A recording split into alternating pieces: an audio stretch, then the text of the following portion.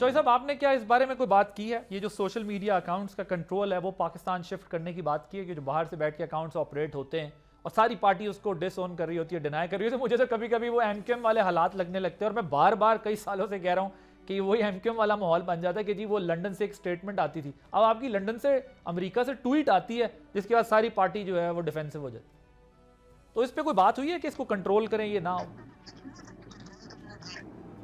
नहीं, बिल्कुल हुई है और मुझे लगता है कि इंशाल्लाह आप देखेंगे कि इसमें इम्प्रूवमेंट आई। मतलब देखें ना, एक्चुअली इशू ये नहीं है कि वो इशू लैंग्वेज की सिलेक्शन का है। लैंग्वेज जब बाहर से लोग करेंगे तो वो प्रॉब्लम जो है वो और होता है, और ये जो प्रॉब्लम है ये इसको जो है वो एड्रेस करने की ज़रूरत है। मुझे उम्मीद है कि इंशाल्लाह अब आपने कल की भी ट्वीट देखी है, वो भी बिल्कुल और तरह थी।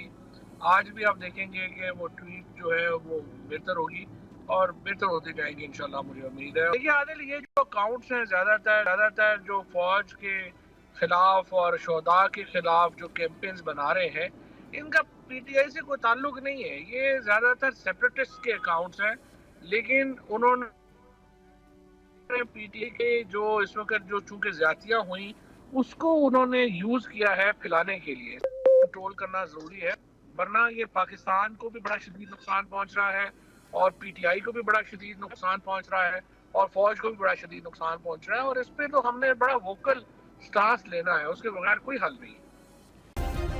सब्सक्राइब करें और बेल दबाएं ताकि कोई खबर रह न जाए।